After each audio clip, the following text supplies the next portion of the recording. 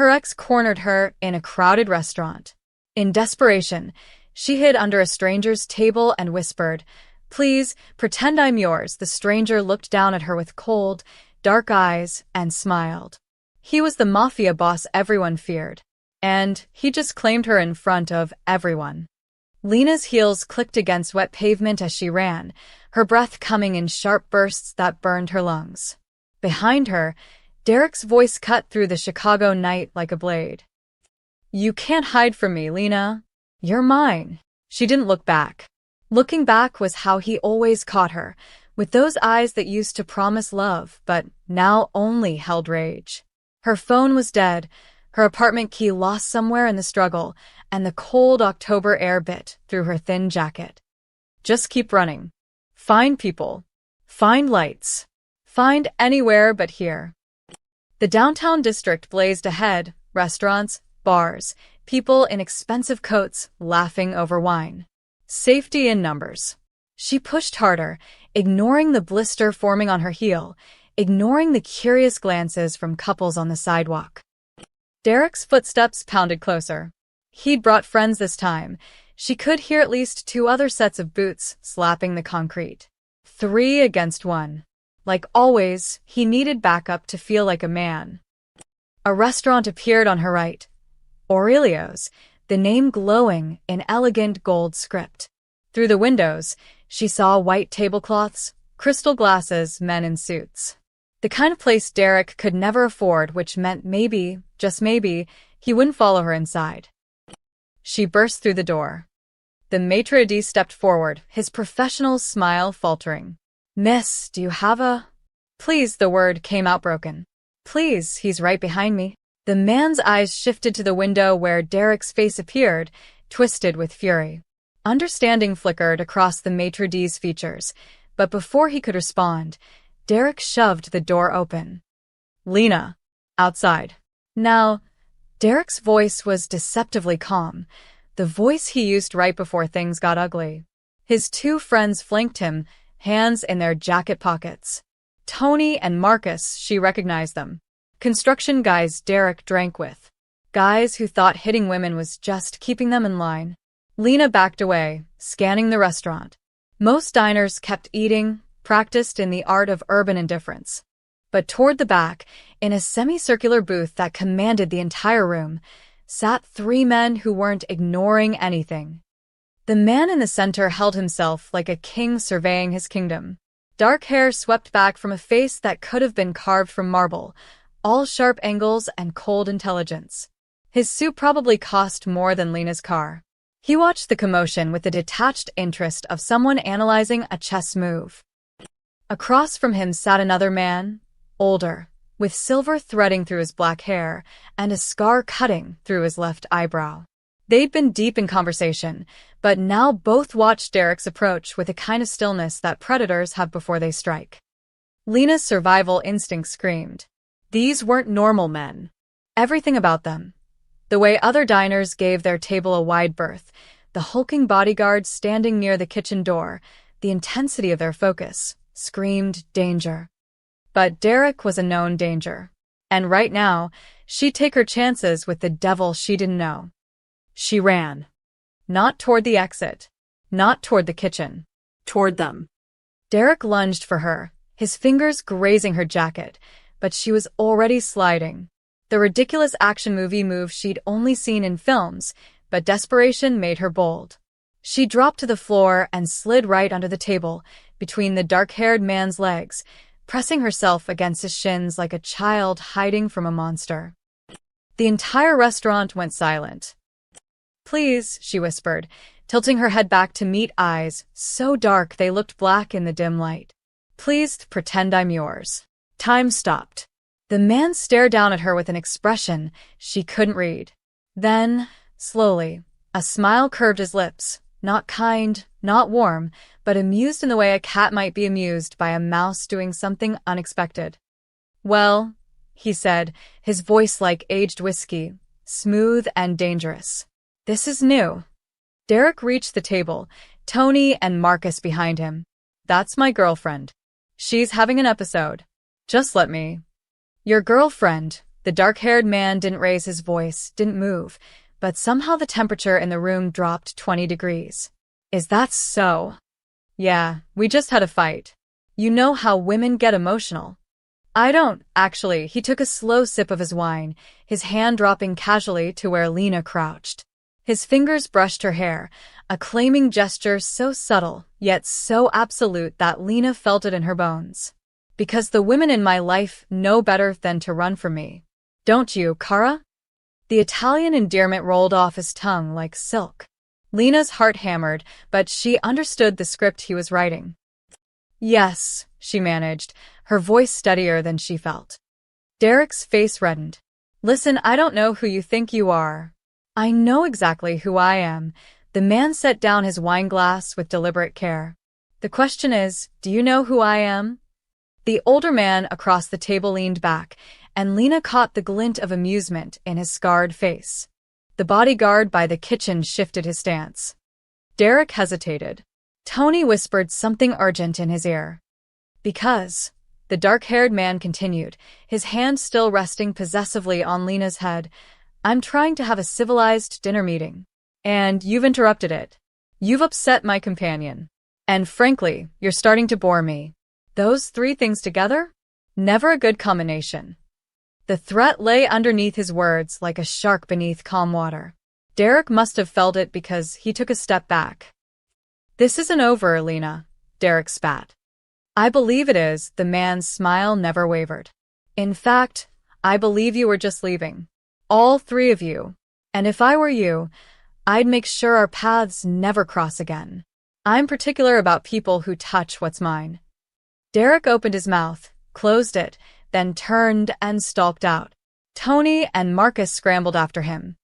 The restaurant slowly resumed its ambient noise, glasses clinking, soft conversations, jazz playing from hidden speakers. But the tension at the table remained thick. You can come out now, the dark-haired man said, his voice losing none of its edge. Though I admit, I'm curious what you thought would happen next. Lena crawled out from under the table, her legs shaking, and found herself face-to-face with a man who looked both amused and calculating. Thank you, she breathed. I'm so sorry, Damien Russo, the scarred man interrupted, his eyes sharp. Do you have any idea who you just involved in your domestic dispute? The name hit her like cold water. Russo. Oh God. She'd just hidden between the legs of Chicago's most notorious mafia boss. Lena's face went white.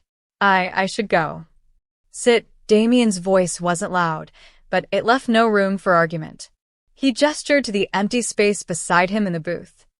The scarred man, Vince, she realized with growing horror, watched her with renewed interest. His eyes traveled from her disheveled hair to her torn jacket, then back to Damien. A slow smile spread across his face. Well. Damien Russo with a girlfriend. I didn't see that coming. Life's full of surprises, Damien replied smoothly, his hand settling on the small of Lena's back as she slid into the booth beside him. The touch felt like a brand through her thin jacket. A stocky man in a gray suit appeared at the table's edge. Hard eyes, calculating expression, maybe 50. Boss, we should continue our discussion, Marco. Damien cut him off. My consigliere worries too much, he added to Vince, but Lena caught the warning look Marco shot her way. Another man approached from the bar, younger, maybe early 30s, with slicked-back hair and a phone in his hand. He leaned close to Damien's ear, whispering something while his eyes stayed locked on Lena. When he straightened, his expression was carefully blank. My second Rico, Damien introduced casually. He's already running a background check on you, Kara.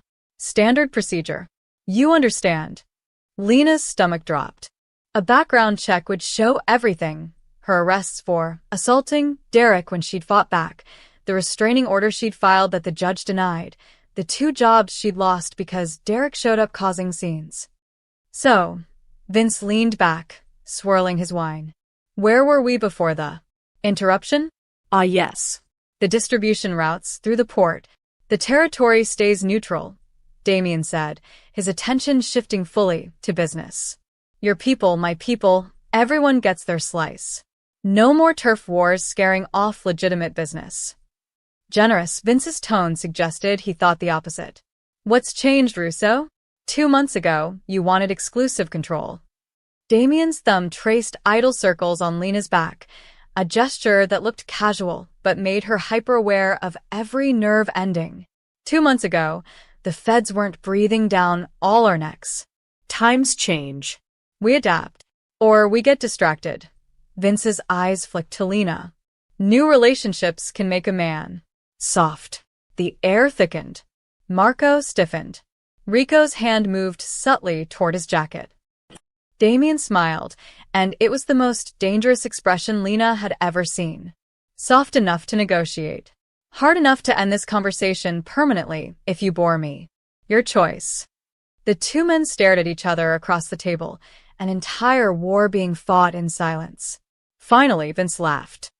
Fine. Neutral territory. But I want monthly audits.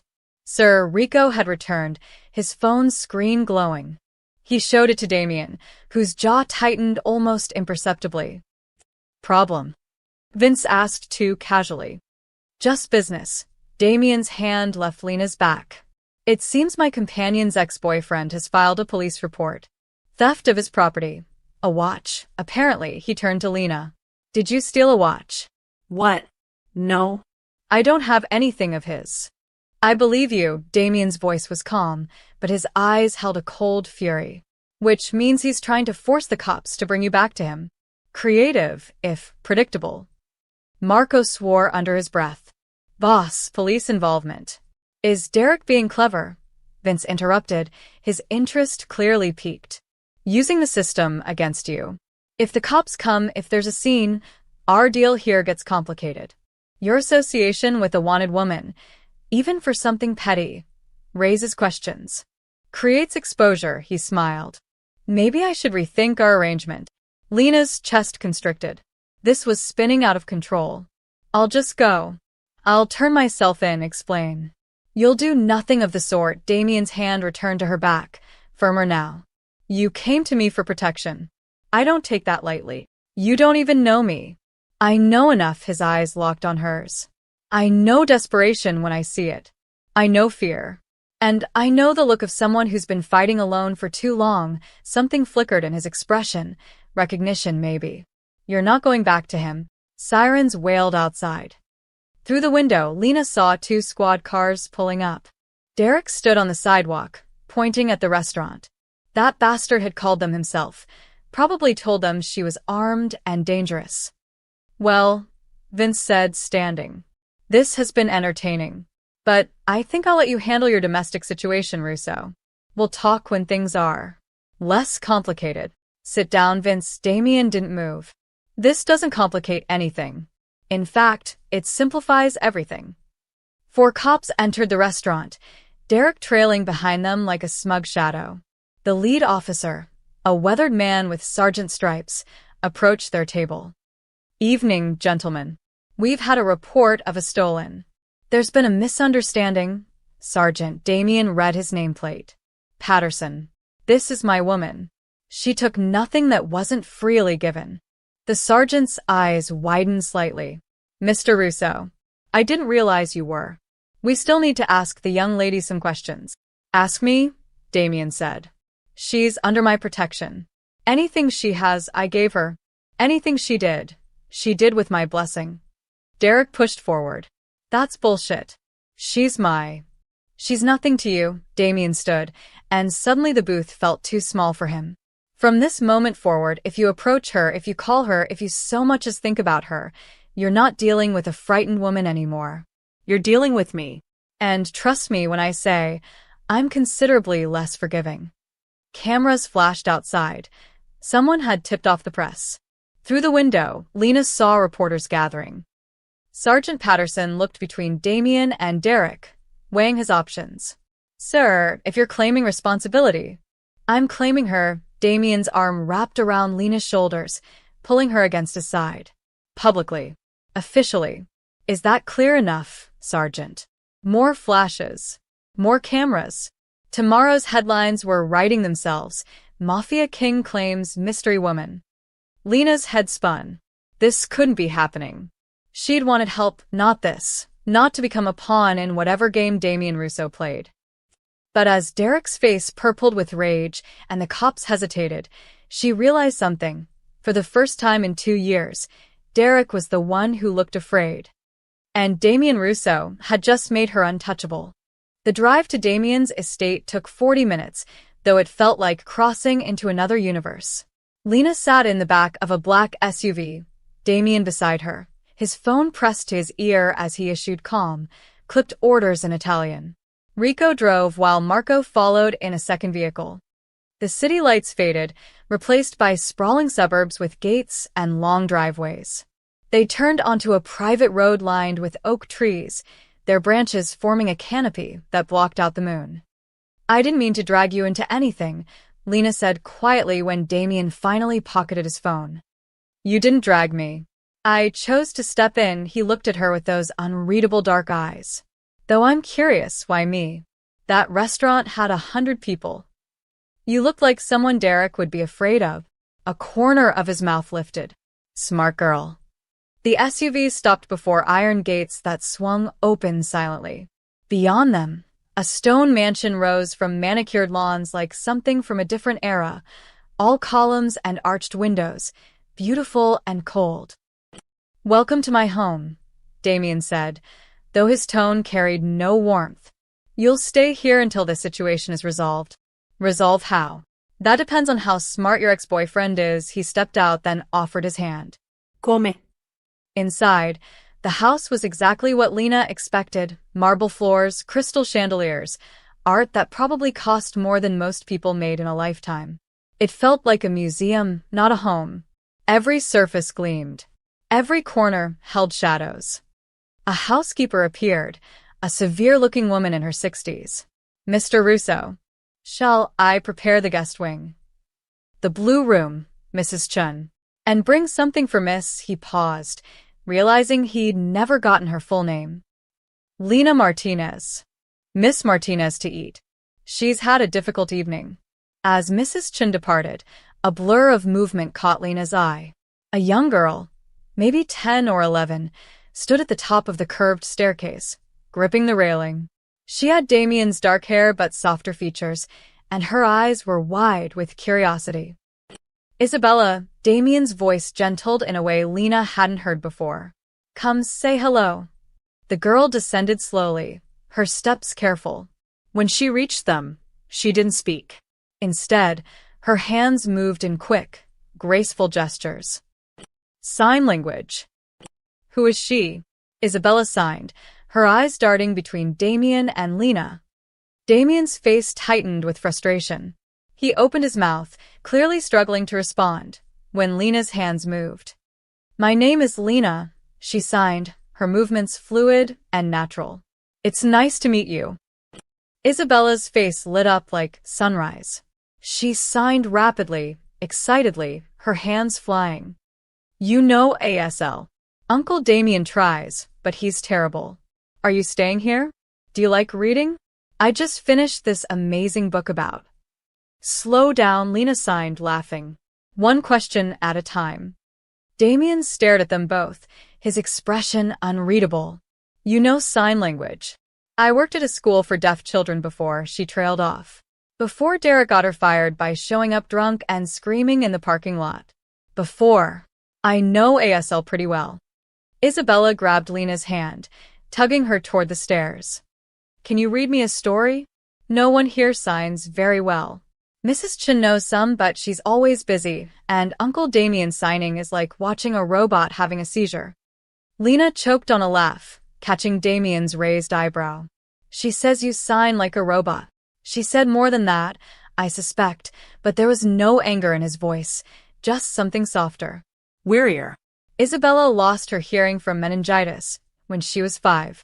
Her parents, my brother and his wife, died in a car accident 2 years ago. I've been trying to learn, but he made a helpless gesture, the first truly vulnerable movement she'd seen from him. It's hard, Lena said gently, but the fact that you try means everything to her.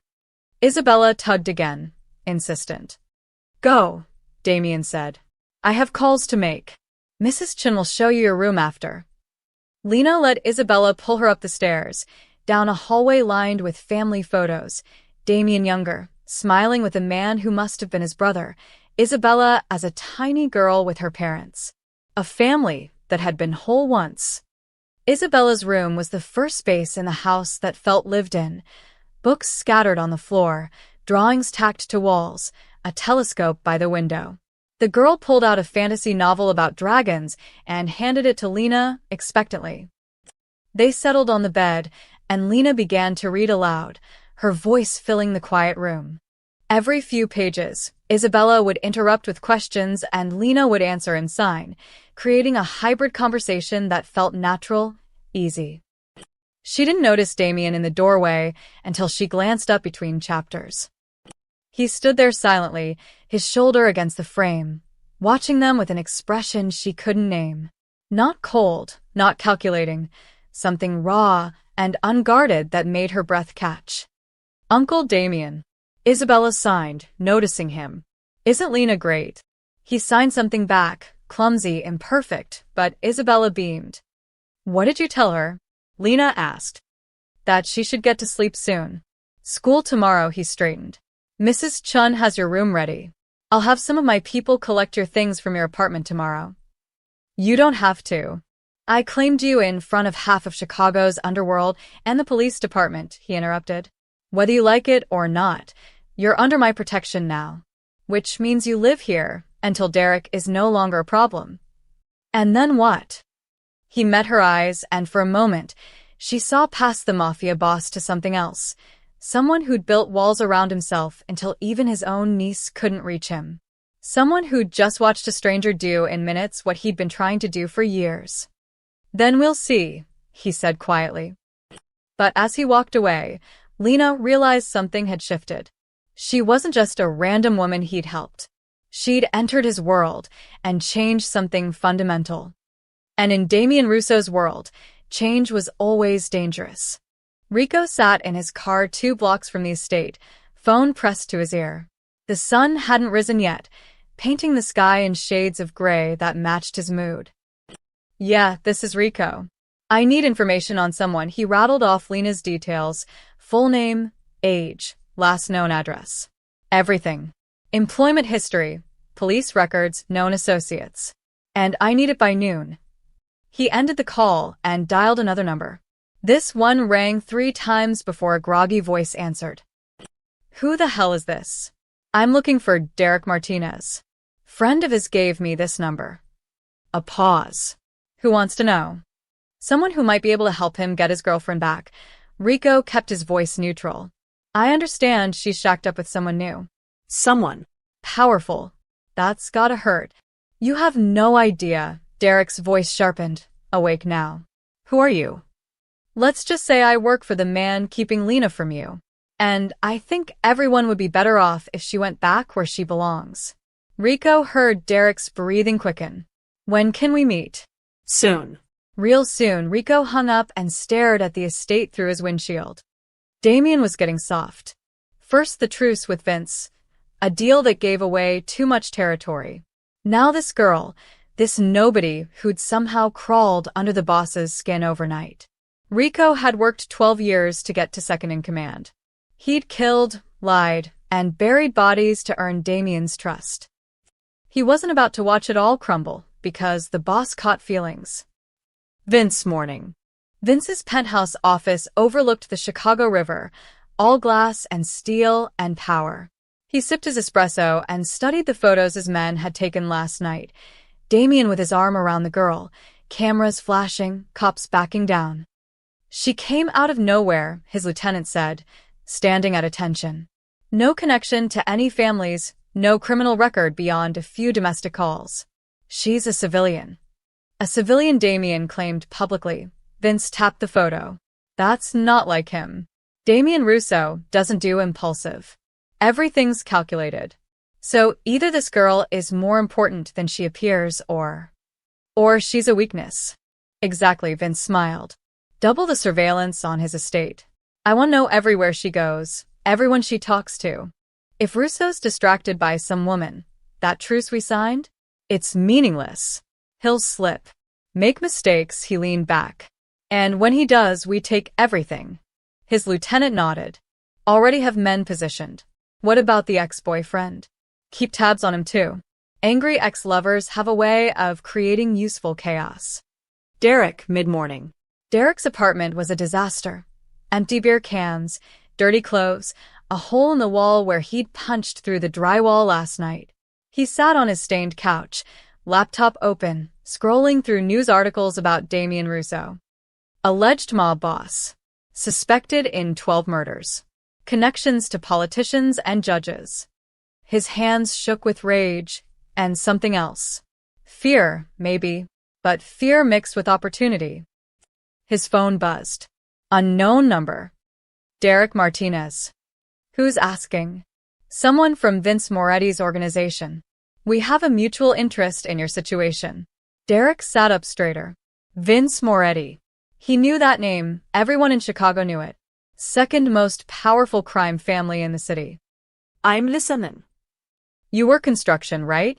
Union jobs, city contracts. Yeah. What's that got to do with? Those contracts go through people we control. You hear things. See things. Names, dates, which projects Russo's people are involved in. The voice was smooth, persuasive. You help us, we help you. We can make Damien Russo's protection meaningless. We can get you access to Lena. Derek's heart pounded. When? Patience. First, we need to know what you know about Russo's operations. Construction sites, union connections, shipping schedules. Everything. Derek thought about Lena in that mansion, probably sleeping in silk sheets, playing house with a murderer.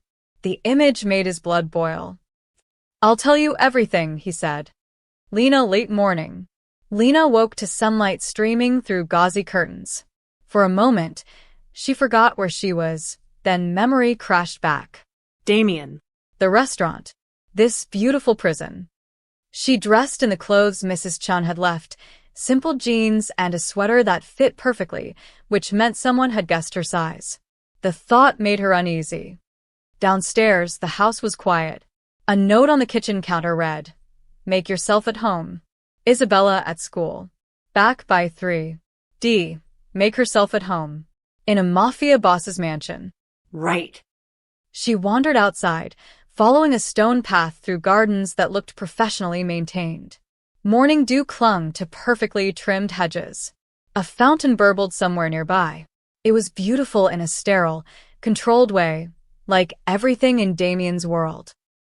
Past the gardens, she found a small courtyard with a bench. And there, unexpectedly, was Damien. He sat with Isabella, when had she gotten home, and his hands were moving carefully through signs. Isabella watched patiently, correcting his hand shapes, showing him again. Like this, Isabella signed slowly. Not with your fingers stiff. Relax them. Damien tried again, his movements awkward but determined. Isabella clapped when he got it right. Better. Now sign, I love you. Damien's hands moved, I love you. And even from a distance, Lena could see the emotion on his face. Not the cold Mafia boss from last night, but an uncle trying desperately to reach his niece. Isabella threw her arms around him, and Damien held her tight, his eyes closed. Lena turned to leave quietly, not wanting to intrude on the private moment, but a twig snapped under her foot. Damien's eyes opened, locking on hers. For a heartbeat, she saw everything. The love, the frustration, the fear of failing the one person who depended on him. Then the mask slid back into place. I didn't realize you were awake, he said, standing. Isabella waved excitedly. Will you have lunch with us? Isabella signed. Please?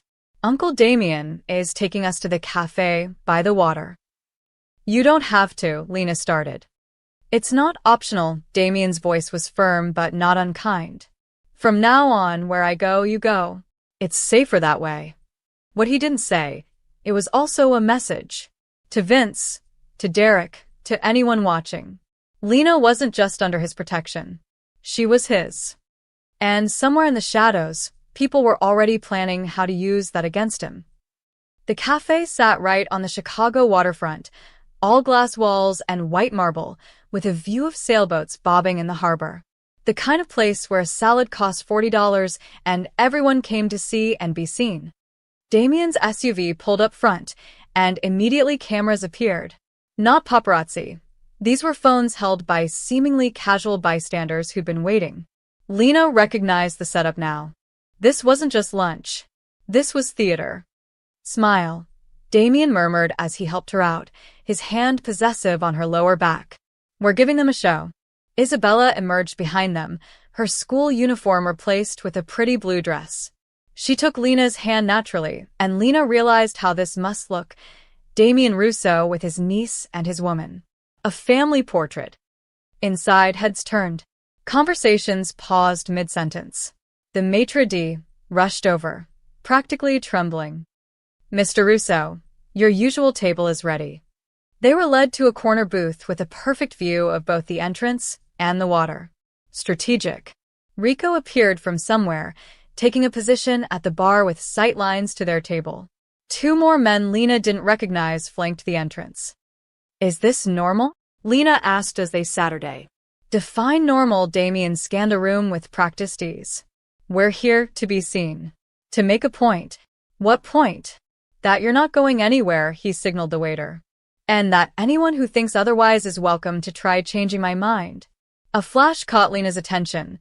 Someone across the street with a telephoto lens. When she looked closer, she saw the man lower his camera and speak into his phone. Vince's people, Damien said, following her gaze. Right on schedule. Isabella tugged Lena's sleeve, signing. Why is everyone staring at us? Because your uncle is important, Lena signed back. People always watch important people. Is that why you're scared? Isabella's young face was too perceptive. I'm not scared. Lena forced a smile. Just. Adjusting. Isabella studied her for a moment, then signed. Uncle Damien won't let anyone hurt you. He's scary, but he's good. The simple faith in those words made Lena's throat tight. Their food arrived, elaborate dishes that Lena barely tasted. She was too aware of being watched, of the weight of whatever game Damien was playing. Halfway through the meal, her unease proved justified. The cafe door opened, and three men in expensive suits walked in. The lead man was tall, with iron gray hair and the bearing of someone used to commanding rooms. Behind him, two younger men surveyed the space like predators. Damien's jaw tightened almost imperceptibly. Vince's lieutenants, he said quietly. And that's Michael Costa, his consigliera. This is no coincidence. Costa's eyes found their table, and a cold smile crossed his face. He spoke to the maitre d', who nervously gestured to a table directly in Damien's line of sight. Costa nodded and sat, never breaking eye contact. Is this a problem? Lena whispered. It's a test, Damien set down his fork with deliberate calm. They want to see if you rattle me. If having you here makes me vulnerable. Does it? His eyes met hers, dark and unreadable. That depends. On what? On whether you run. Before she could respond, a familiar figure appeared in the cafe window. Derek, standing across the street, hands shoved in his jacket pockets, staring directly at her. Even from here, she could see the rage on his face. Her breath caught. Damien. I see him. Damien's voice was ice. He didn't even turn his head. Rico. Rico was already moving, speaking into his phone. Within seconds, two of their men exited the cafe, heading toward Derek's position. Derek saw them coming and bolted. He won't get far, Damien said. I have people on every corner of this block. You knew he'd come. I counted on it. Damien took a sip of his espresso. Derek, Vince's people, all of them, they needed to see that you're protected. That threatening you means threatening me, he glanced at Costa's table. And that I don't flinch. Isabella, oblivious to the undercurrents, showed Lena a drawing she'd made at school, a stick figure family, herself, Damien, and now, surprisingly, Lena. That's us, Isabella signed proudly. Lena's heart twisted. This little girl had no idea she was being used as a prop in a dangerous game. Or maybe she did know, and she was just desperate for any semblance of family. A man approached their table, stocky, late 40s, with a cop's walk. He nodded to Damien with false friendliness. Huso. Nice to see you out with your family. Officer Martinez. Damien's smile was sharp. I didn't know you frequented establishments outside your pay grade. The cop's smile faltered. Just happened to be in the neighborhood. Interesting. Because I'm fairly certain you're usually in Derek Martinez's neighborhood. Any relation? The cop's face reddened. I don't know what you're implying. I'm not implying anything, Alex. I'm stating facts. Damien leaned back. You're on Derek's peril. You've helped him dodge 2 assault charges. And now you're here, reporting to Vince's people. He gestured casually to Costa's table. You left Michael's table 2 minutes ago. Did you get your envelope already? Or do you collect later? Alex's hand moved toward his belt, his gun then froze. Every one of Damien's men had shifted position, hands inside their jackets. I'd think carefully about your next move, Damien said softly. A dirty cop pulling a weapon on a man having lunch with his niece? That's a career-ending headline. Possibly a life-ending 1-inch. Alex's hand dropped. This isn't over. It is actually. Tell Derek if he comes within 100 yards of Lena again, corrupt cops won't be able to help him. Tell Vince his intimidation tactics are juvenile. And tell yourself that next time you take money to harass civilians, you might want to check who they're connected to first. Alex stalked out, his face purple. Costa stood from his table, buttoning his jacket. He walked over, stopping at their booth with a smile that didn't reach his eyes. Russo. Quite the scene you're making. Just a family lunch, Michael. Nothing more. Of course, Costa's eyes slid to Lena. Miss Martinez, isn't it? You've certainly landed on your feet. From running in the streets to dining with Chicago's finest, the emphasis on finest was mocking. She dines where I dine, Damien said flatly. Was there something you wanted? Just to deliver a message from Mr. Moretti. He's concerned about the complications surrounding your new relationship.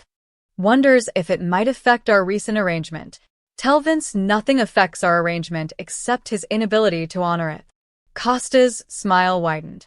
We'll see, he nodded to Isabella. Enjoy your lunch. As he left, Lena realized she'd been holding her breath. Welcome to my world, Damien said quietly. Still think hiding under my table was a good idea? Lena watched the boats in the harbor, the water sparkling in the sunlight, and thought about the darkness beneath those pretty surfaces. Ask me tomorrow, she said. Damien laughed, a real laugh, brief, but genuine. Fair enough. But as they left the cafe, cameras flashing, enemies watching, Lena knew tomorrow might bring answers she wasn't ready for. The construction site squatted on the south side like a half-formed skeleton, steel beams jutting into the gray afternoon sky, concrete mixers silent, scaffolding wrapped in plastic tarps that snapped in the wind. The sign out front promised luxury condos by spring, but everyone who worked the site knew it was a front for money laundering. Union jobs that paid twice the going rate and asked no questions. Derek's boots crunched on gravel as he made his way past the unmanned security gate. His hands were shoved deep in his pockets, touching the flask of whiskey he'd been nursing since dawn. The cafe incident had left him humiliated, again. Russo's men had chased him 6 blocks before he'd lost them in an alley. But he'd made his calls. And now he was here. Martinez. A voice echoed from inside the skeletal structure. Derek climbed the concrete stairs to the 3rd floor, no walls yet, just support columns and the city sprawling beyond. A man waited there, late 30s, expensive leather jacket over construction-dusty jeans. Tony Giordano, one of Vince Moretti's lieutenants. Derek had met him twice before at union meetings where business got discussed in back rooms.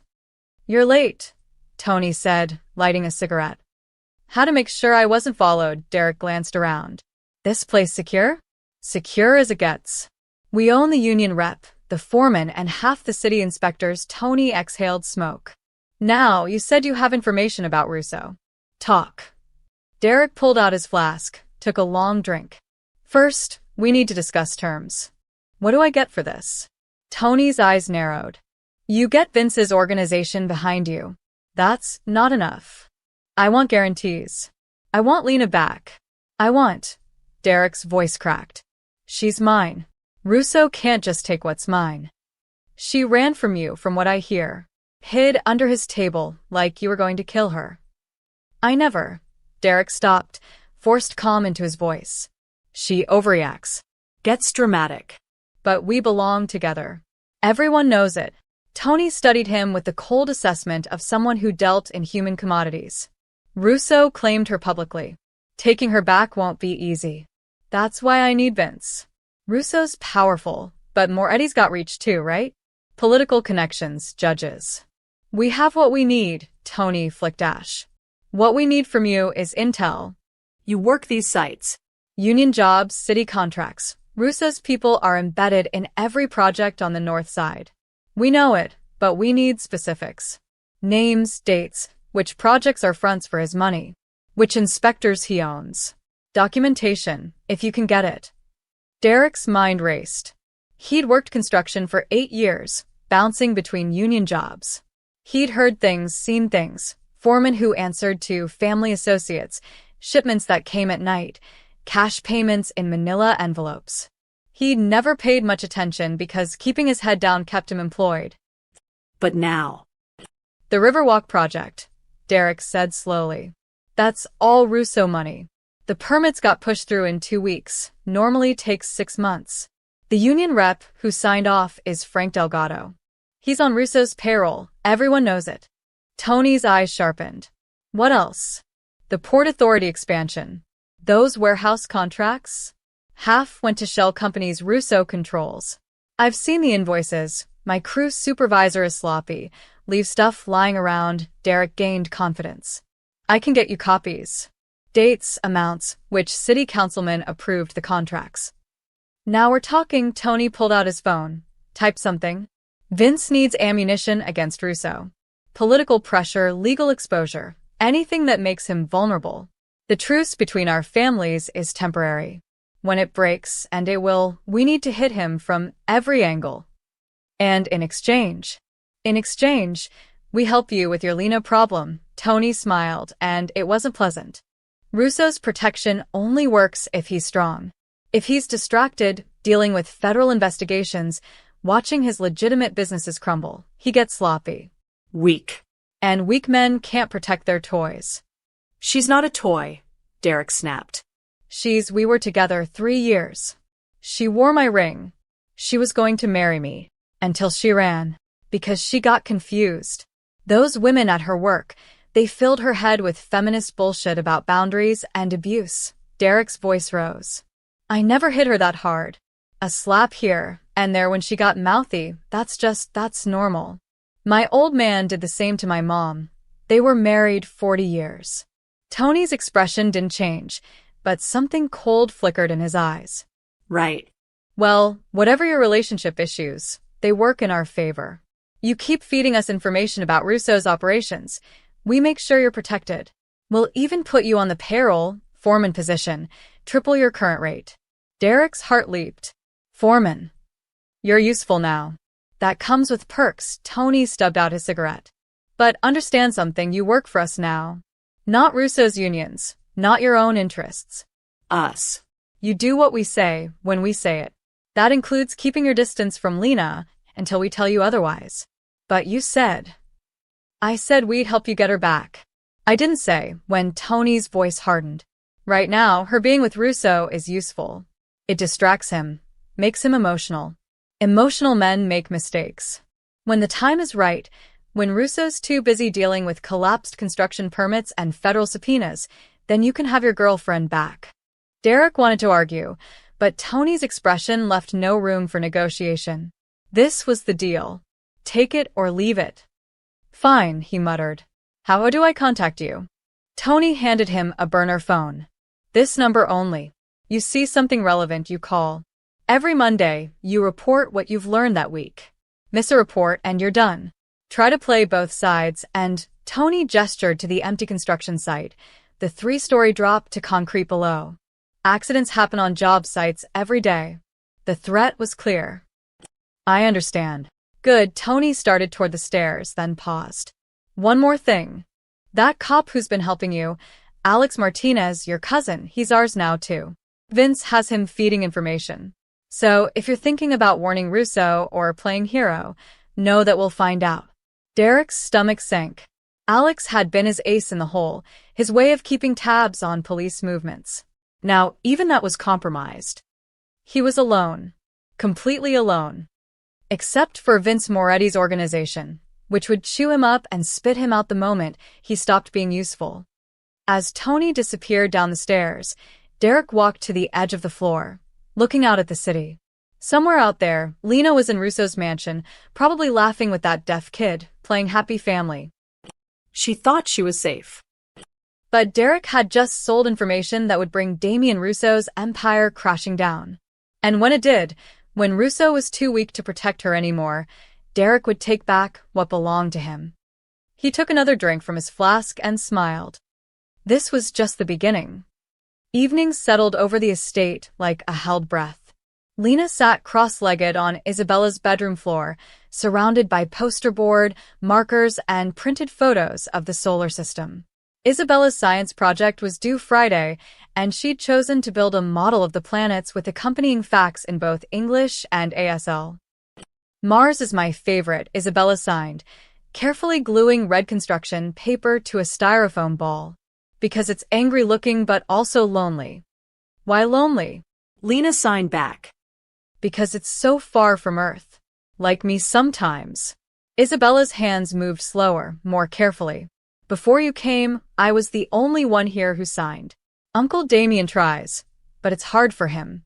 Mrs. Chun knows a little, but mostly I'm just quiet. Lena's chest tightened. You're not alone anymore. Isabella looked up, her eyes bright. Promise. The word hung between them, heavy with hope. Lena knew she shouldn't make promises she couldn't keep. She was here temporarily, until Derek stopped being a threat, until Damien decided she was more trouble than she was worth.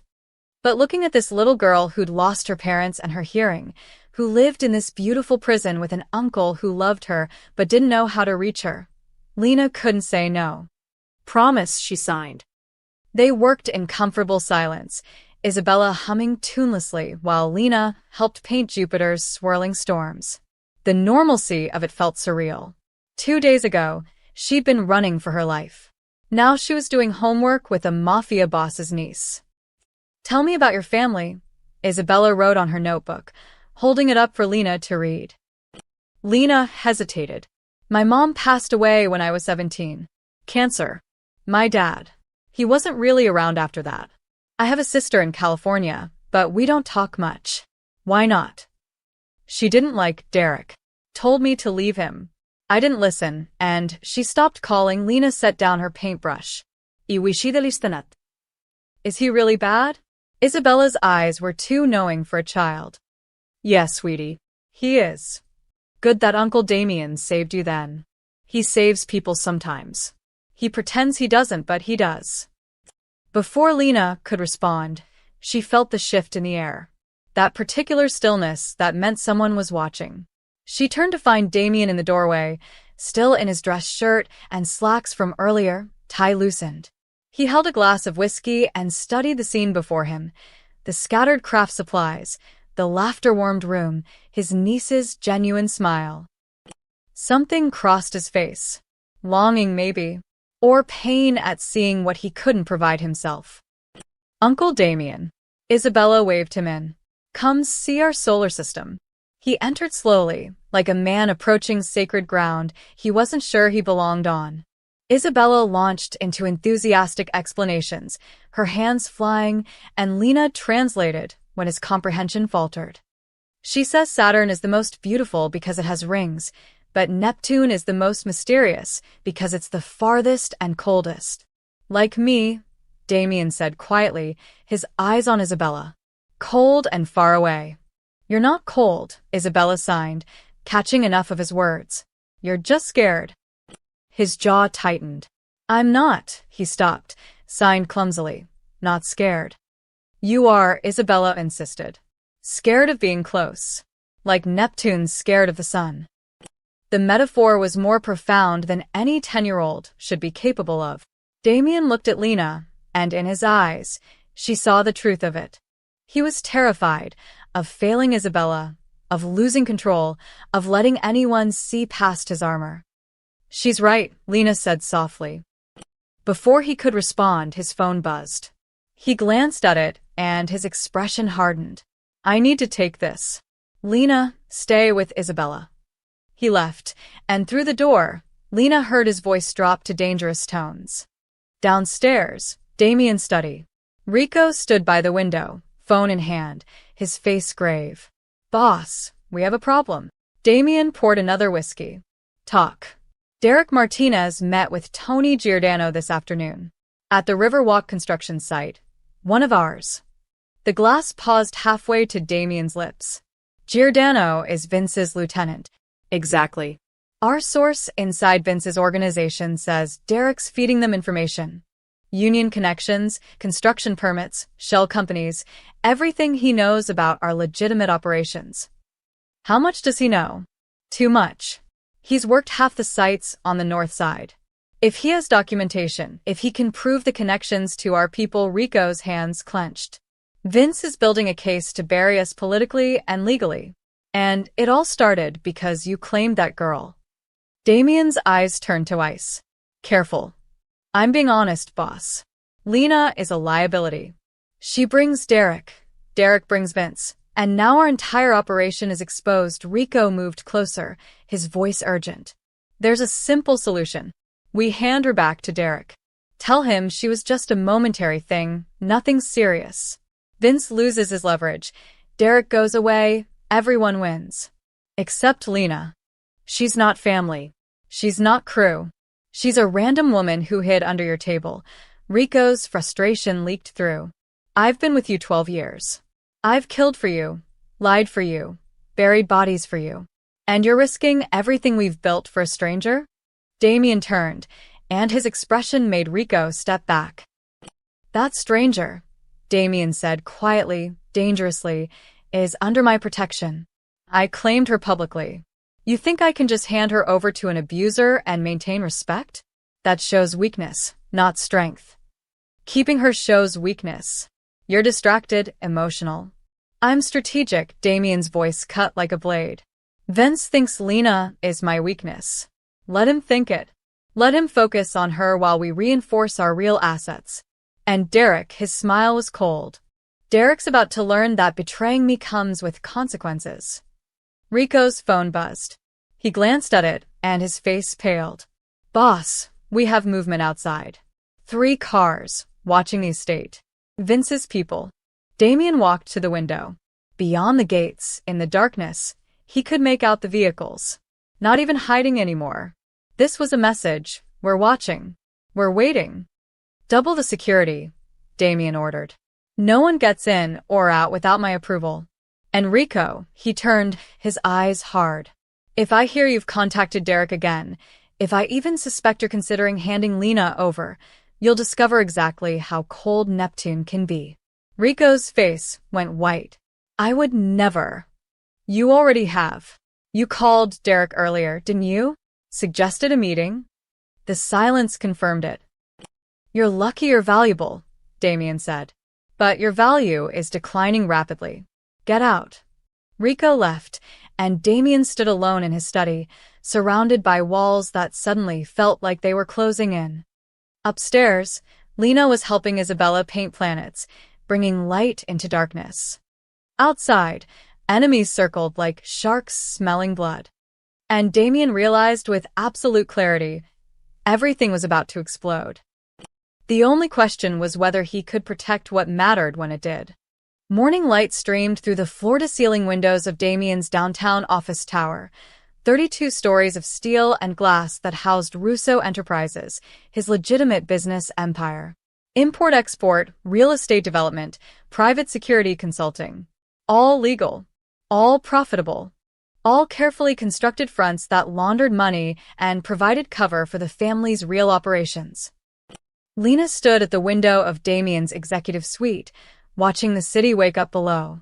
She'd barely slept, too aware of the cars watching the estate, the tension that had thrummed through the house since Damien's study conversation. Mrs. Chun had woken her at 6 with clothes, a tailored navy dress, and heels that made her look like she belonged in this world of power and money. She didn't. Ready. Damien emerged from his private bathroom, now in a charcoal suit that probably cost more than her entire wardrobe. He looked every inch the legitimate businessman, except for his eyes. Those stayed cold, calculating. Why am I here? Because leaving you at the estate with Vince's people watching is stupid. Here, you're surrounded by my security, my people in public view. He straightened his cufflinks. And because appearances matter. If the city sees you at my headquarters, entering my world, it sends a message. That I'm yours. That you're protected. He moved closer, his voice dropping. I have a board meeting in 20 minutes. City councilmen, business partners, people who need reassurance that recent complications won't affect our operations. You'll stay in this office. Don't leave. Don't open the door for anyone except Marco. I'm a prisoner. You're safe. His hand cupped her face, the gesture surprisingly gentle. There's a difference. Before she could respond, his phone buzzed. He checked it, and his jaw tightened. We have company downstairs. Lobby, 10 minutes earlier. The paparazzi had started gathering at dawn, tipped off by someone, probably Vince's people, about Lena's arrival. By the time Damien's SUV pulled up to the tower's entrance, 20 photographers crowded the sidewalk, cameras ready. Mr. Russo. Mr. Russo. Is it true you're dating the woman from the restaurant? What's her name? How serious is this relationship? Damien stepped out first, his expression bored, and extended his hand to Lena. She emerged, blinking in the flash of cameras, and felt his arm wrap firmly around her waist. Is she moving in with you? Are you getting married? Damien didn't answer, just guided Lena through the gauntlet with practiced ease. But the damage was done. By the time they reached the elevator, the photos were already uploading to gossip sites. Mafia King's new queen. Damien Russo steps out with mystery woman. Chicago's most dangerous bachelor off the market. Present, executive suite. They're calling me your queen, Lena said, scrolling through her phone, a new one Marco had given her that morning. This is insane. It's strategic. Damien gathered files for his meeting. By tomorrow, every family from here to New York will know about you. That makes you untouchable. Attacking you means attacking me, and no one's ready for that war. Except Vince. Especially not Vince. He's testing boundaries, seeing how far he can push. But he won't cross certain lines. Damien paused at the door. Marco's outside.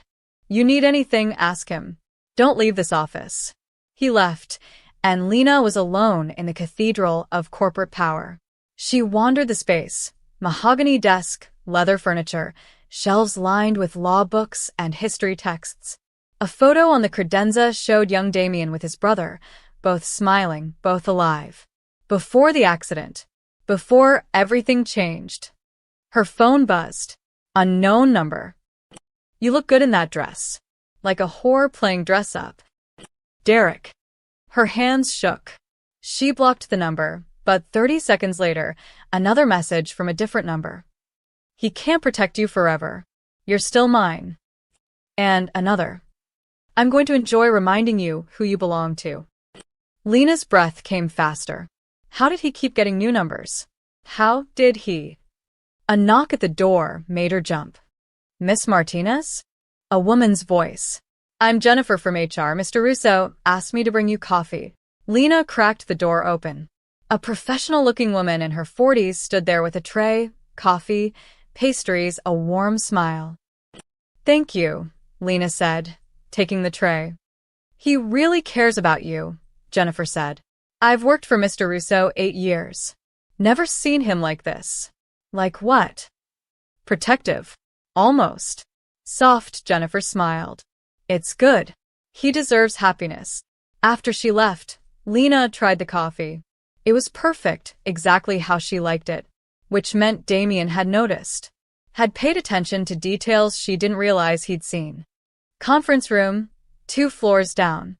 Damien sat at the head of a long table surrounded by 8 men, city councilmen, union leaders, his own executives. All carefully chosen allies who understood the real game being played beneath Chicago's legitimate surface. The headlines are problematic, Councilman Morrison said, sliding a tablet across the table. This woman, this relationship, it's attracting attention we don't need. My personal life is my concern. Not when it affects our business partnerships, this from Frank Delgado, the union rep Derek had mentioned. Vince Moretti called me this morning. Says the truce is in jeopardy because you're distracted. Says maybe we should reconsider our loyalties. Damien's eyes went cold. Did he? He's using your girlfriend as leverage, Morrison continued, suggesting that a man controlled by emotions isn't a man we can trust with million-dollar contracts and political cover. I'm not controlled by anything. Then prove it, Delgado challenged. Send the girl away. Show Vince and everyone else that business comes first. The room went silent. Every man there watched Damien, waiting to see which way he'd break. No, Damien said simply. Boss. Marco, standing by the wall, shifted uncomfortably. I claimed her publicly. Backing down now shows weakness, not strength. It tells every rival that they can manipulate me by threatening people I care about. Damien leaned forward. Lena stays. Anyone who has a problem with that can find new business partners. I hear Vince is always recruiting. The threat was clear. Morrison and Delgado exchanged glances. Fine, Morrison said finally. But if this situation escalates, if Vince breaks the truce, let him. I've been preparing for that possibility since the day we signed, Damien stood. Meeting adjourned. As the men filed out, Marco approached. Boss, Rico just called. He's got confirmation. Derek and Vince are planning something big. Tomorrow. They're going to make a move. On what? On Lena. Derek wants her back. Vince wants you destabilized. They're working together now. Damien's phone buzzed. A text from Jennifer in HR. The coffee I delivered? Miss Martinez didn't order it. Someone else did. His blood turned to ice. Get to my office. Now. They ran for the elevator, but Damien already knew they'd be too late. The coffee. The mysterious delivery. It had been a distraction. And while he'd been in his meeting, proving he wasn't distracted by Lena, someone had made their move. The elevator couldn't climb fast enough. The elevator doors opened. Damien burst into his office, Marco and 2 guards behind him, weapons drawn. Lena stood by the window, coffee cup in hand, alive and unharmed. She spun around at their entrance, eyes wide. What? Damien crossed the room in 3 strides, taking the cup from her hand and sniffing it. Nothing. He tasted a drop. Just coffee. False alarm, Marco said, lowering his weapon. Jennifer really did send coffee. Then why did she text that she didn't? Damien's mind raced. His phone rang, Jennifer herself. Mr. Russo, I'm so sorry. I meant to say, I wasn't the one who ordered the coffee delivery to your office. Someone called the cafe directly, used your name and credit card. I just brought it up because they asked me to. I didn't realize, should I not have? A diversion. The coffee was a distraction to get his security scrambling, to make him think the threat was here. Which meant the real threat was somewhere else. Where's Isabella? Damien asked, his voice deadly calm. Lena frowned. At school, isn't she? Marco's phone buzzed. He checked it, and his face drained of color. Boss. Isabella's therapy appointment. The language center downtown. Mrs. Chin took her right after school. Call them. Now. But Damien already knew what Marco would find. This was the play, create chaos at his office, distract his security, then hit where he was vulnerable. Not Lena in his fortress of a building. Isabella. His niece. His weakness. The bridge. 4:47 p.m. The language therapy center sat in a converted brownstone near the river, where Isabella spent 2 afternoons a week working with specialists. Mrs. Chin had picked her up at 3:30, along with 2 of Damien's bodyguards, standard protocol. They were crossing the Wabash Avenue Bridge, when the first car struck. A black sedan slammed into the SUV's rear quarter panel, sending it spinning. Mrs. Chun screamed. One bodyguard shouted into his radio, while the other drew his weapon. But they'd been herded into a kill box. A second vehicle blocked the front, and a van screeched to a halt beside them. Men poured out, 6 of them, moving with military precision. The bodyguards fired, but they were outgunned. One went down immediately, blood blooming across his chest. The second managed to kill one attacker before a bullet caught him in the shoulder. Isabella sat frozen in the back seat, her silent world suddenly full of violence she couldn't hear but could see in vivid, terrifying color. Mrs. Chun fumbled with her seatbelt. Run, Isabella. Run. The van's side door opened. Derek stood there, his face twisted with triumph and rage. Behind him, 2 of Vince's men waited with weapons drawn. Lena! Derek shouted, yanking open the SUV's door. Then his face fell. Not Lena. Just a terrified child and an old woman. Wrong car, one of Vince's men said. The intel said. I know what the intel said. Derek's hands shook. Rico said she'd be here. With the kid. Going to therapy? Isabella kicked, her small foot connecting with Derek's shin. He grabbed her arm, but she twisted away with surprising agility, bolting from the car. Grab her. Derek lunged, but Isabella was already running, her school backpack bouncing against her shoulders. Forget the kid, Vince's man ordered. She's not the target. We regroup. Find the girl. No. Derek's voice turned vicious. If we can't get Lena, we take something Russo cares about. Grab the old woman.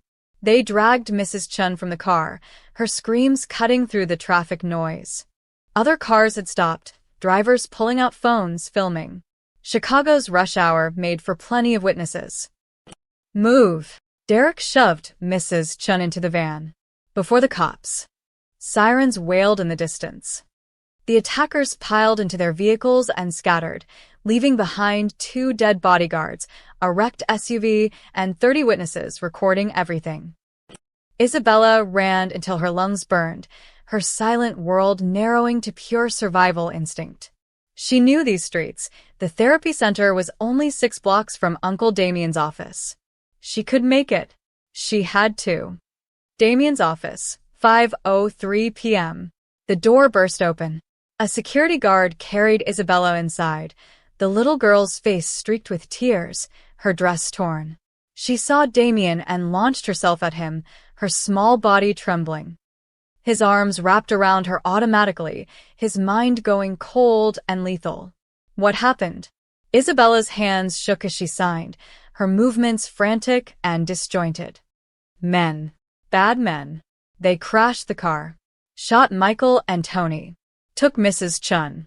They wanted Lena, but she wasn't there, so they took Mrs. Chun instead. Slow down, Damien's voice stayed calm, even as rage built in his chest. Who took Mrs. Chun? The angry man from the restaurant. Derek. And other men. They said something about Rico. Said Rico told them where to find us.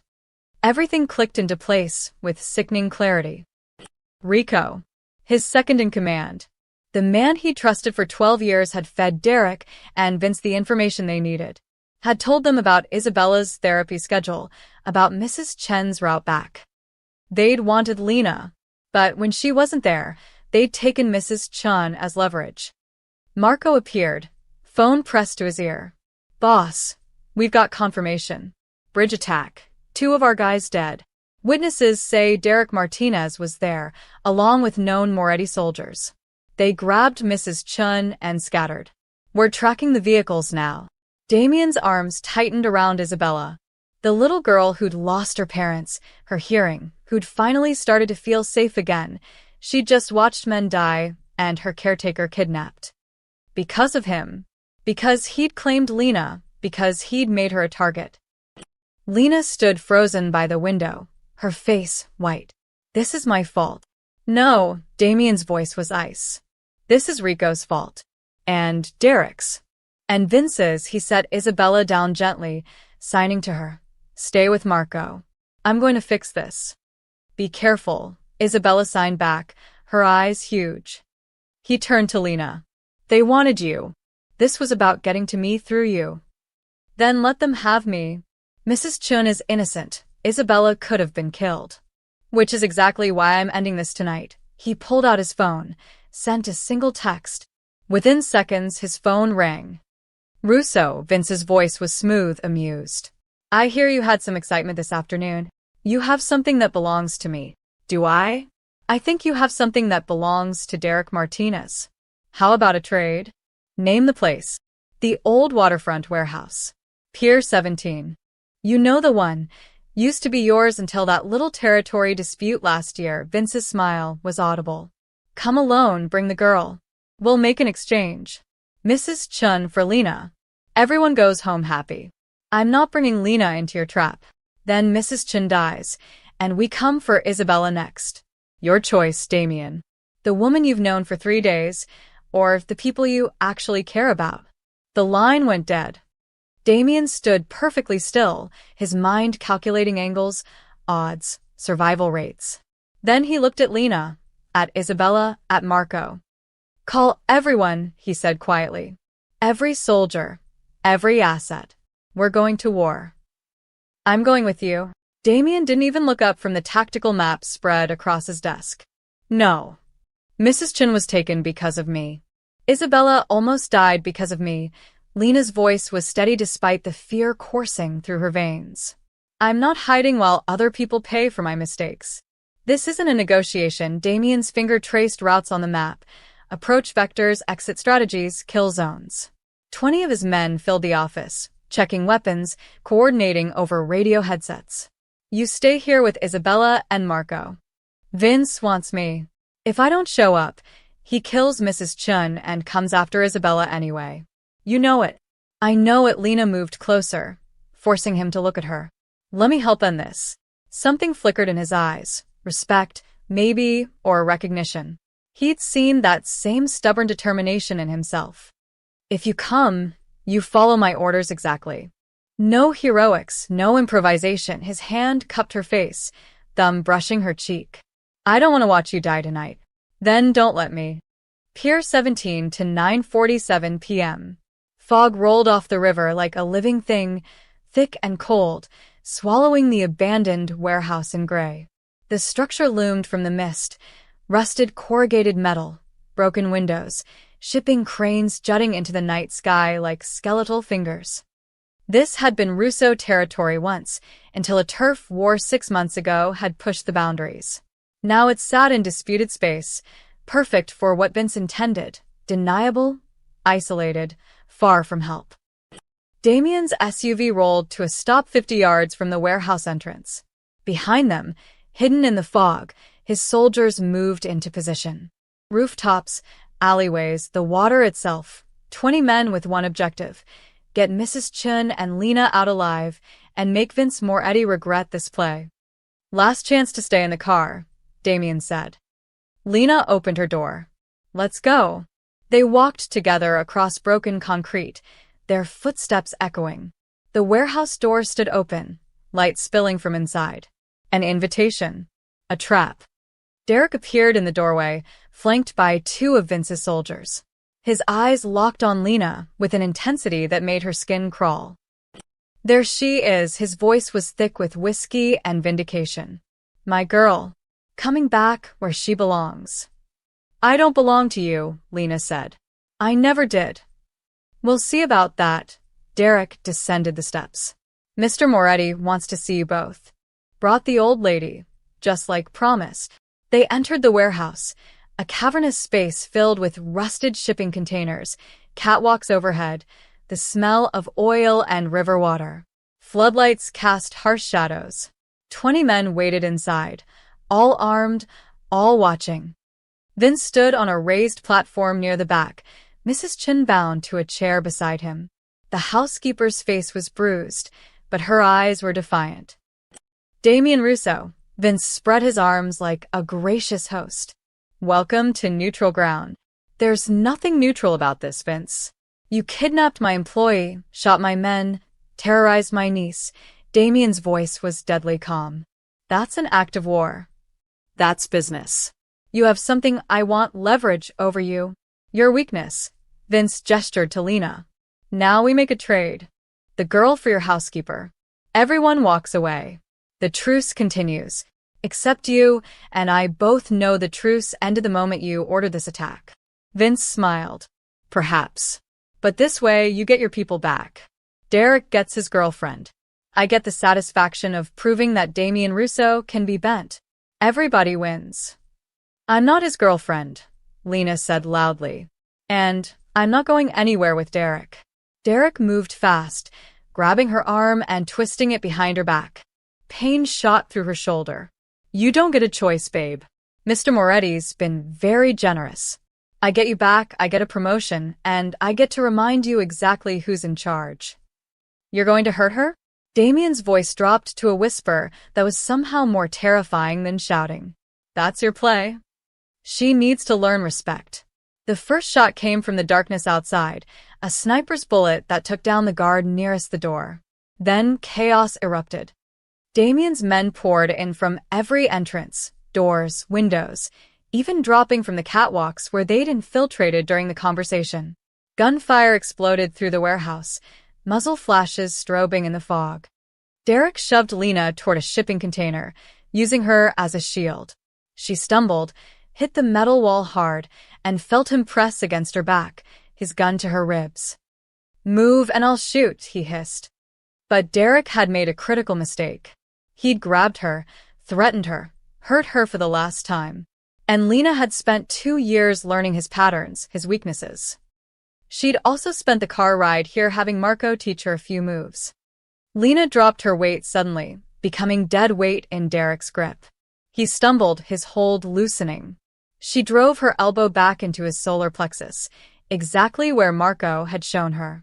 Derek gasped, and she spun, bringing her knee up between his legs with everything she had. He went down. She grabbed his gun, hands shaking but determined, and pointed it at him. Lena, don't. Mrs. Chen's voice cut through the chaos. But Lena wasn't listening. She stared at Derek writhing on the ground, this man who'd terrorized her for years, who'd made her afraid to exist. Her finger tightened on the trigger. Then Damien was there, his hand gently covering hers, lowering the weapon. Not like this, he said quietly. Not you. Let me. Around them, the fight was ending. Vince's men were outnumbered and outmaneuvered. Damien's soldiers had turned the ambush around. Bodies littered the floor. Vince himself was on his knees, 3 guns pointed at his head. You set up a trap and walked right into mine, Damien said, his arm wrapping around Lena's waist. Did you really think I'd come unprepared? Vince spat blood. This isn't over. Yes, it is, Damien signaled, and his men began zip-tying prisoners. The truce is broken. You tried to take what's mine. And now you're going to spend a very long time regretting it. Marco cut Mrs. Chen's bonds. The housekeeper rushed to Lena, pulling her into a fierce hug. Derek struggled to his knees, his face purple with rage and pain. Lena, please. I love you. We can fix this. There's nothing to fix. Lena's voice was steady now, stronger than she'd ever felt. You never loved me. You loved controlling me. But I'm done being controlled. She turned to Damien. What happens to him? Damien studied Derek with the cold assessment of a predator deciding if prey was worth eating. That's up to you. Lena looked at Derek, really looked at him. This man who'd stolen years of her life, who'd made her afraid of her own shadow. She felt nothing. No love, no hate. Just a distant pity for someone so broken they could only feel powerful by breaking others. Let the police have him, she said. He's got warrants. Assault, stalking, filing false reports. Let the system handle him. Merciful, Damien observed. Practical. He's not worth your time or mine. Damien smiled, genuinely smiled, and Lena felt something shift between them. She wasn't a victim he'd saved. She was a partner who'd fought beside him. As sirens wailed in the distance and Damien's men secured the scene, Lena realized something. She'd finally stopped running. 4 days later, Damien's estate. The estate felt different now. quieter, somehow, despite nothing physical having changed. Lena stood at the window of what had become her room, no longer the guest room, just hers, watching dawn break over the manicured lawns. For days since the warehouse. For days since she'd held a gun on Derek and chosen mercy over vengeance. For days since everything had changed. A knock interrupted her thoughts. "Come in." Damien entered, carrying 2 coffee cups. He'd been doing that lately, bringing her morning coffee, staying for conversation that had nothing to do with threats or danger. Just talking. "Couldn't sleep?" he asked, handing her a cup. Too much thinking, she accepted it gratefully. "What happened to Derek?" "Chicago PD has him on 6 charges. Alex Martinez, his cousin, the dirty cop, turned state's witness to save his own skin. Between his testimony and the warehouse raid, Derek's looking at 15 to 20-inch. Damien's expression was neutral. "You still okay with that decision? Letting him live?" Lena sipped her coffee. Yes. "He's not worth having his blood on my conscience. Prison will break him worse than a bullet would have." Smart and merciful. Dangerous combination. "I learned from someone who's smart and merciless." His mouth quirked. Touché? They stood in comfortable silence, watching the sunrise paint the sky in shades of gold and pink. So different from 4 nights ago. The warehouse darkness, the gunfire, the fear. "What about Vince?" Lena asked. Ah. "That's more interesting." Damien's eyes gleamed with something predatory. "Vince is finished in Chicago. His attack on my family violated every code we operate under. The other families? They've withdrawn their support. No one wants to align with a man who can't even execute an ambush properly. So the truce is irrelevant now. I control the port, the construction unions, the distribution networks. Everything Vince wanted I have. And he's retreating to Milwaukee with what's left of his operation."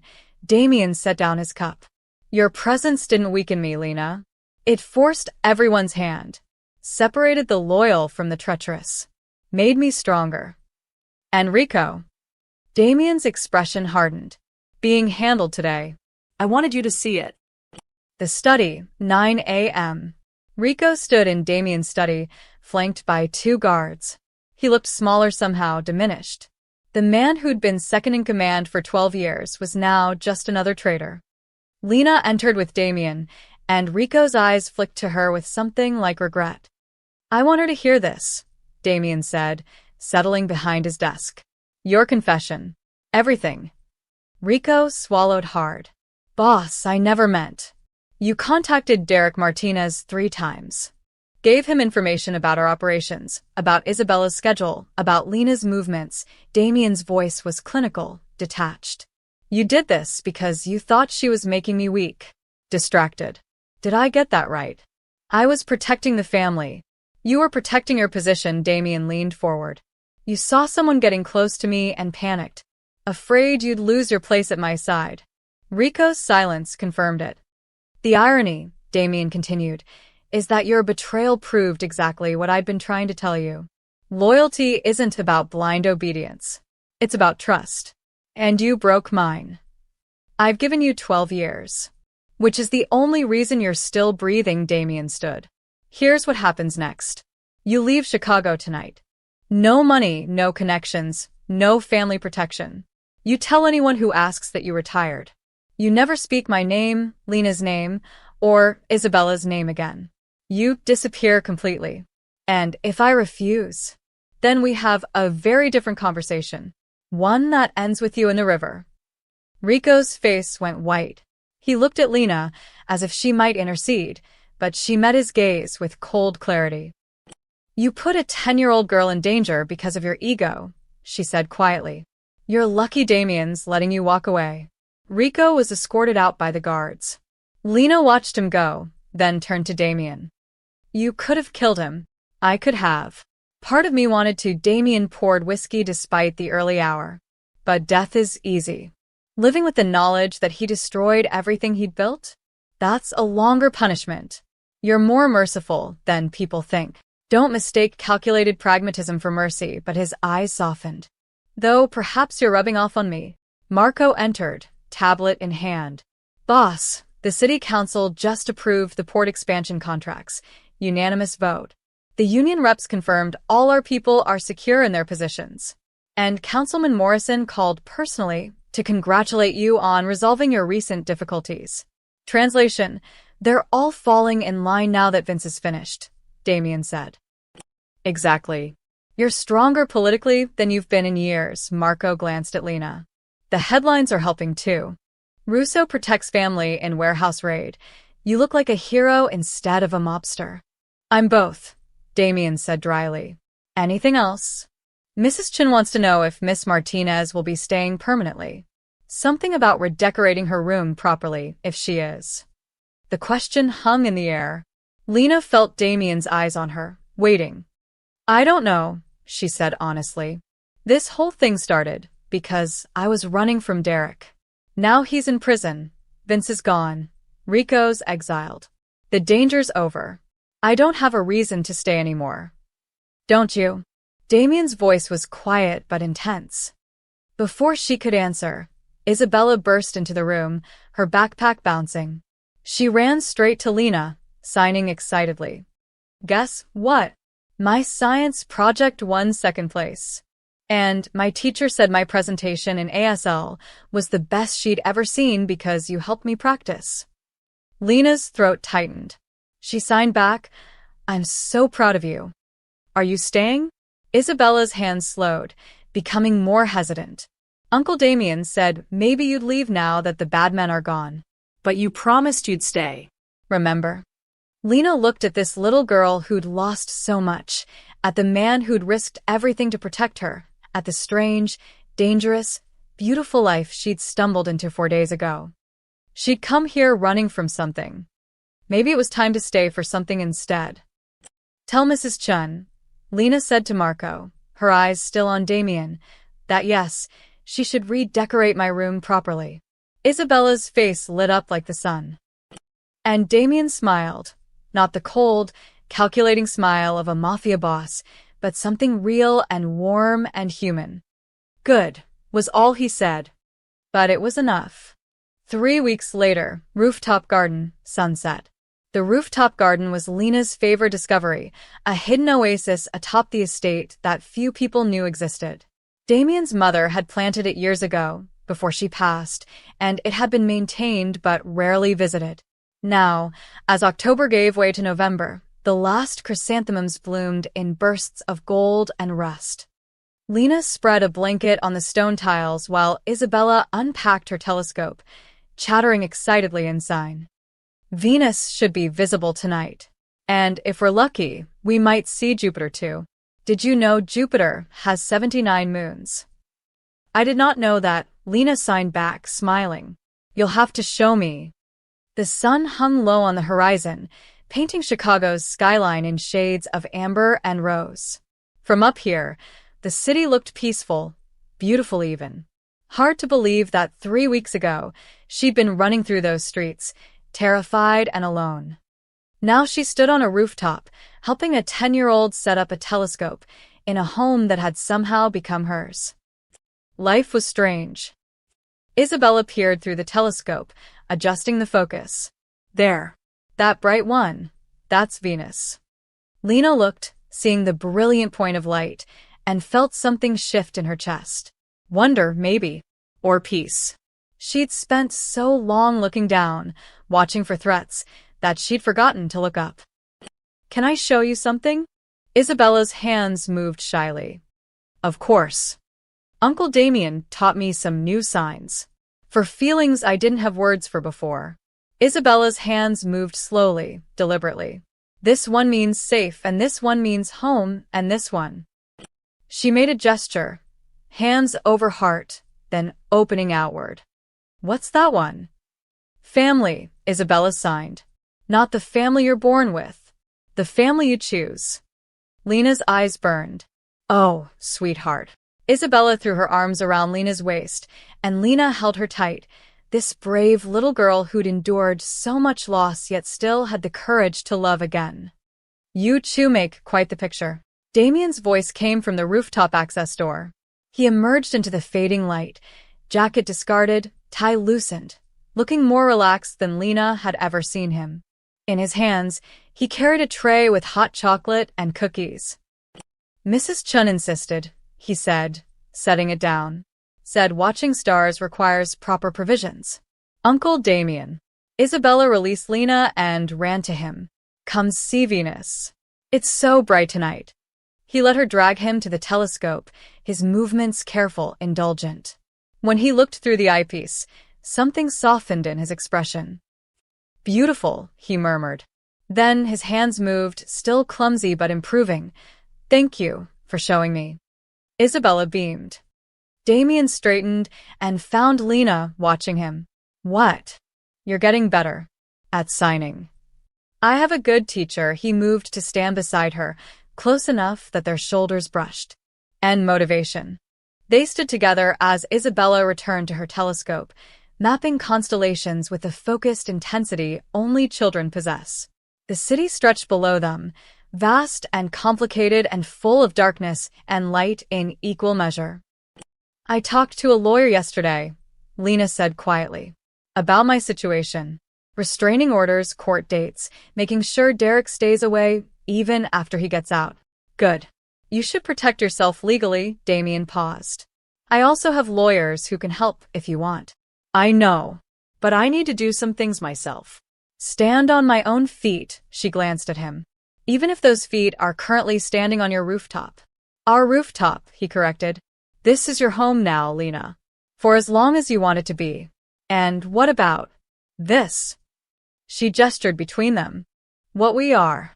Damien was quiet for a long moment, his eyes on the darkening sky.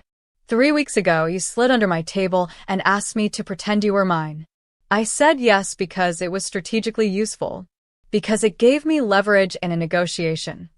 I remember. But somewhere between that restaurant and this rooftop, it stopped being pretend. He turned to face her fully. You're not my possession, Lena. You're not a strategic asset or a political move. You're... what? Someone who sees me. Not the boss. Not the monster everyone thinks I am. Just me. His hand cupped her face, thumb brushing her cheek. Someone who brought light into a house that had forgotten what light looked like. Lena's breath caught. Damien. I'm not good at this, he continued, his voice rough. I don't do relationships or feelings or any of the normal things normal people do. But with you, I want to try. If you'll let me.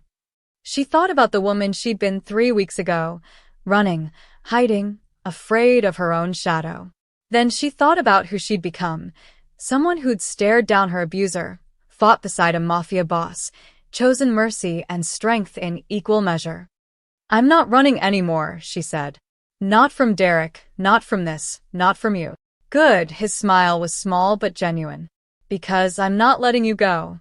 He kissed her then, soft and careful, like she was something precious he was afraid to break. And maybe she was. Maybe they both were, two broken people who'd found each other in the chaos and decided to build something new. Are you two kissing? Isabella's sign question made them break apart, laughing. Maybe Lena signed back. Good. Isabella replied matter-of-factly. You make Uncle Damien smile. He never smiled before. She's not wrong, Damien admitted. They settled on the blanket together, the three of them forming an unlikely constellation of their own. Isabella pointed out stars, Damien attempted to sign their names, and Lena felt something she hadn't felt in years. Hope. The city sprawled below them, full of danger and darkness, of enemies and threats. But up here, in this garden beneath the emerging stars, they were safe. They were whole. They were family. And Lena realized that sometimes the best things in life start with the most desperate moments. Sometimes hiding under a stranger's table leads to finding home. Sometimes the man everyone fears is the one who teaches you how to be brave. Sometimes love finds you when you're not even looking for it. The stars emerged one by one, filling the sky with light. And for the first time in longer than she could remember, Lena looked up instead of down. The view was spectacular.